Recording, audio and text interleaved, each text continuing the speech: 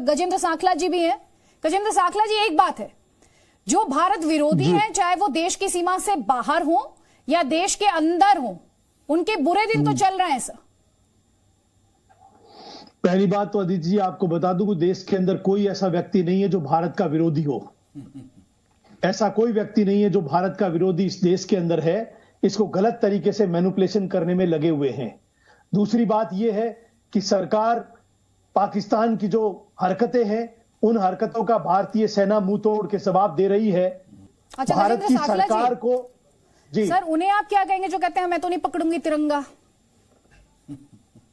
नहीं, उनको हम क्या कहेंगे? उनको देश की जनता कह रही है, जवाब दे रही है। तिरंगा नहीं आपने फिर कैसे अभी गारंटी के साथ कहा ये बहुत गलत तरीके से बोला जाता है, ये बहुत गलत तरीके से दिखाया जाता है, फिर आपने कैसे बोला सर? आपने तो अभी मैंने एक ही एग्जाम्पल उठाया तो आपने पल्ला झाड़ लिया सर। नहीं, पल्ला मैंने नहीं झाड़ा है। भारत विरोधी लोग जो है वो नहीं है।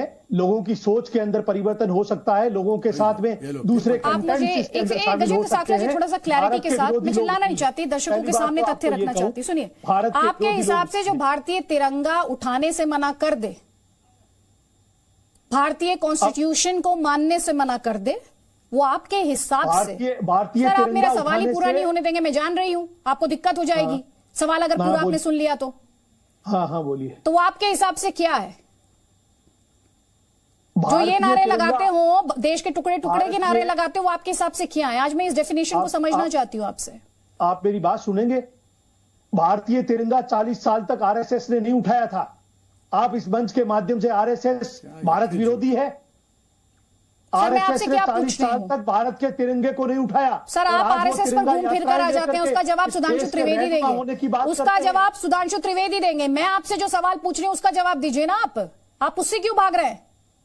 मैं किसी से नहीं भाग रहा। तो आपके हिसाब से सुन लीजिए, आप जिस लॉजिक का इस्तेमाल कर रहे हैं, मैं आपसे क्या पूछ रही हूँ, जो भारत का तिरंगा उठाने से मना कर दे, भारत को लेकर के सर, अगर आप ऐसे बात करेंगे तो बात करना मुश्किल होगा। सर, आप चिल्लाइए नहीं, मैं आपसे आराम से एक सवाल पूछ रही हूँ, मुझे मेरे सवाल का जवाब दीजिए। मैं आपको अनदर 20 सेकंड्स दे रही हूँ, आप जवाब दीजिए। आपके हिसाब से कौन है वो जो भारत का तिरंगा नहीं उठाना चाहते, जो इस देश के नेशनल सिंबल्स को सम्मान नहीं देना चाहते, जो इस देश के टुकड़े होने की बात करते हैं? कौन है वो लोग?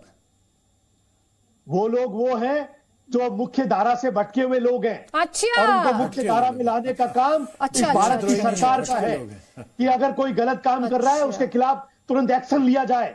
अगर भारत विरोधी लोग अच्छा, मुख्य धारा से भटके हुए लोग हैं, तो आप ये बताइए मुझे, फिर आप मुझे ये बताइए, जो टेररिस्ट मारे जा रहे हैं, आप इन्हें भटका हुआ मानते हैं या फिर आपके हिसाब से ये टेररिस्ट हैं? भारत विरोधी जो लोग हैं, भारत की सरकार की जिम्मेदारी है उठा करके उनके खिलाफ कानूनी कार्रवाई के लिए भी भारत सरकार की जिम्मेदारी है। आतंकियों के लिए भी भारत सरकार की जिम्मेदारी है। सर, आप कौन से वोट बैंक को केटर कर रहे हैं इस वक्त? मुझे तो समझ नहीं आ रहा। सुधांशु त्रिवेदी, उस आरएसएस को बैन करना चाहिए जिसने 40 साल तक भारत के तिरंगे को। सर, आपसे मैं जो सवाल पूछ रही हूँ उसका जवाब देना नहीं है। सुधांशु त्रिवेदी से सुनिए, आपने जो सवाल उठाया उसका जवाब। देखिए, सांखला साहब जिनको भटके हुए लोग